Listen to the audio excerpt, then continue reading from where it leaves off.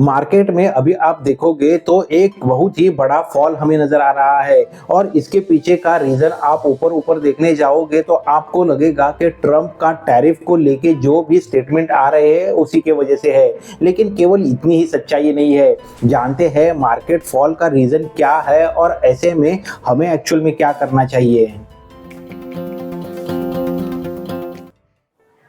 Market fall का अगर major reason देखने जाए तो डेफिनेटली जियोपॉलिटिकल ग्लोबली जो भी अभी सिनारियो बनते नजर आ रहे हैं वो रीजन है ही। और उसमें हम ट्रम्प के जो भी स्टेटमेंट्स आ रहे हैं उनको अनदेखा नहीं कर सकते।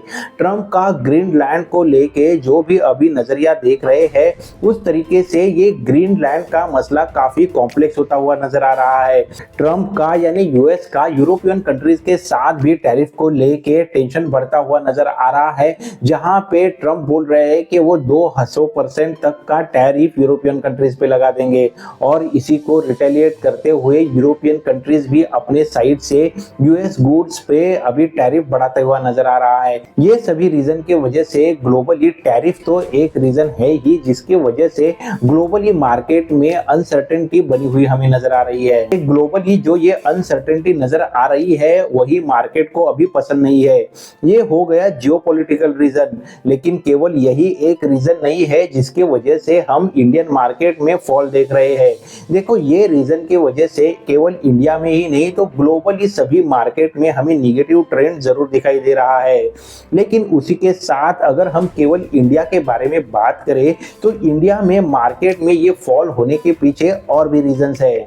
2025 के शुरुआत से ही गवर्नमेंट ने और फिर आरबीआई ने भी कुछ ऐसे पॉलिसीज इंप्लीमेंट की, रेट कट किए जिसके वजह से हम इंडियन इकोनॉमी में एक बूस्ट एक्सपेक्ट कर रहे थे। ये बूस्ट हमें नजर कैसे आएगा? तो वो जैसे ही हमारी ये जो भी कंपनियां हैं जो भी उनके रिजल्ट्स आ रहे हैं वहां से वो हमें दिखाई देगी। और यही काफी सारा हम ये एक्सपेक्टेशन रख रहे थे कि ये कंपनीज के ये बिजनेसेस के Q3 के जो रिजल्ट्स आएंगे वो काफी अच्छे रहेंगे। लेकिन अभी जब भी ये Q3 के रिजल्ट्स आने शुरू हुए हैं वो इतने पॉजिटिव हमारे लिए नहीं है और वो एक मेजर अभी रीजन बनता हुआ हो रहा है जो मार्केट का निगेटिव परफॉर्मेंस हमें दिखाई दे रहा है। अभी आप देखोगे तो आईटी में हो सकता है हमें ओके रिजल्ट्स आ रहे हैं, लेकिन बाकी भी आप सेक्टर देखोगे तो वहां पे भी अभी के लिए हमें एक सिग्निफिकेंट गिरावट ही दिखाई दे रही है। ऑटो सेक्टर की बात करें तो वहां पे हो सकता है कि उसके रिलेटेड कंपनीज का जो भी Q3 का रिजल्ट हो वो थोड़ा बहुत पॉजिटिव हो, लेकिन केवल वो एक लौता पूरे मार्केट को संभालने के लिए काफी नहीं होगा। और अगर आप अभी देखने जाओगे तो काफी सारे कंपनियों के जो भी वैल्यूएशंस थे वो काफी हाई लेवल पे थे और जब भी वैल्यूएशन इस तरीके से हाई लेवल पे रहेंगे तो फिर मार्केट ने उनको करेक्ट करना ये एक इकोनॉमिकली ही एक्सपेक्टेड होता है। और उसी तरीके का और ये भी अभी रीजन बनता हुआ नजर आ रहा है जब भी मार्केट अभी अपना रेड जोन में जाता हुआ नजर आ रहा है। और देखो Q3 के ये जो रिजल्ट्स है वो डायरेक्टली इनडायरेक्टली एफआईआईज की इन्वेस्टमेंट को भी इम्पैक्ट कर रहे हैं। अगर समझो हमारे जो बिजनेसेस है वो रिटर्न ही नहीं दे पा रहे रहेंगे तो एफआईआईज यहाँ पे इन्वेस्ट भी क्यों करेंगे? और वही हमें लास्ट के कुछ परफॉर्मेंस में दिखाई भी दे रहा है। एफआईआईज की आप अगर सेलिंग देखोगे तो वो 3000-4000 करोड़ तक की बढ़ती हुई नजर आ रही है। आप केवल अगर इसी मंथ की भी परफॉर्मेंस देखोगे तो वहां पे भी 30,000 करोड़ तक की सेलिंग एफआईआईज ने की हुई नजर आ रही है। अगर देखो इस तरीके के Q3 के रिजल्ट सही नहीं है, एफआईआईज की सेलिंग कंटिन्यू रहेगी और फिर ये जो चीजें है वो रिटेल इन्वेस्टर्स को भी अपनी इन्वेस्टमेंट रोकने पे मजबूर कर देती है और फिर क्या होता है मार्केट और भी गिरना शुरू हो जाता है। तो ये सब चीजें हैं जिसकी वजह से मार्केट अभी हमें रेड जोन में कंटिन्यूअसली जाता हुआ दिखाई दे रहा है। ऐसे वाले सिनारियो में अभी रिसेंट आने वाले समय में ऐसा कौन सा इवेंट है क्या जो मार्केट के लिए पॉजिटिव संकेत हो सकता है? तो देखो अभी जो नेक्स्ट आने वाला इवेंट है वो तो बजट को लेके ही है। 1 फरवरी को डेफिनेटली हमारा बजट आ रहा है, तो अगर समझो उसमें कुछ अच्छी बातें निकल के आती है तो वो इंडियन मार्केट के लिए एक डेफिनेटली ग्रीन सिग्नल होगा। ये सब अभी मार्केट का रेड जोन देखते हुए आपके मन में इन्वेस्टमेंट को लेके सवाल जरूर हो सकता सकते हैं कि ऐसे में मैं मेरी एसआईपी की अमाउंट बढ़ा दूं क्या, मेरी एसआईपी मैं रोक दूं या फिर उसे कंटिन्यू रखूं।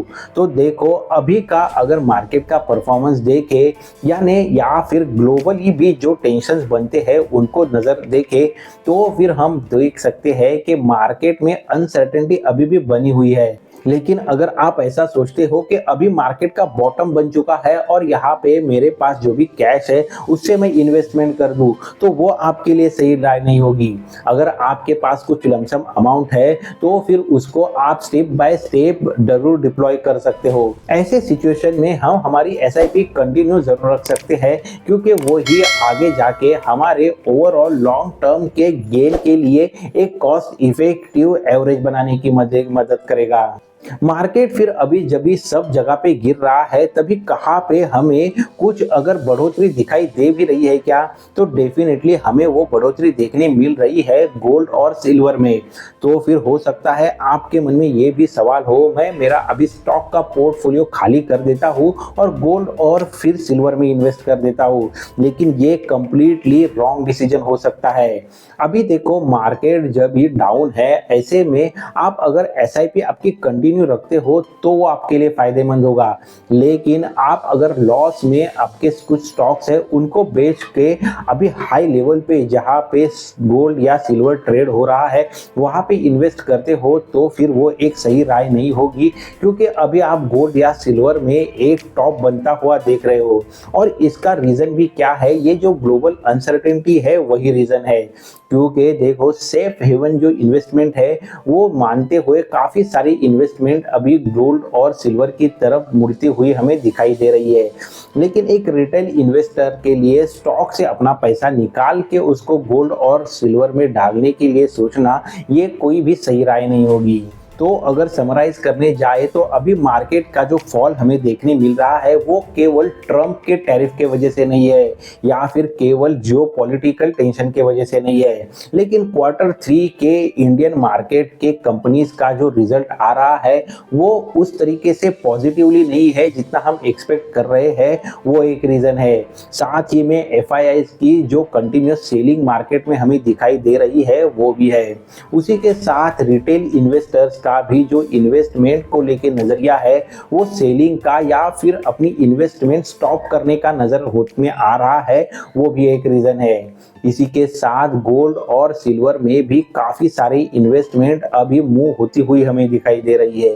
ये सब रीजन के वजह से मार्केट अभी फॉल हो रहा है, लेकिन इसके वजह से हमें हमारी इन्वेस्टमेंट अभी स्टॉक से निकाल के गोल्ड या सिल्वर में करनी चाहिए, ऐसा कतई 100% हम नहीं बोल सकते।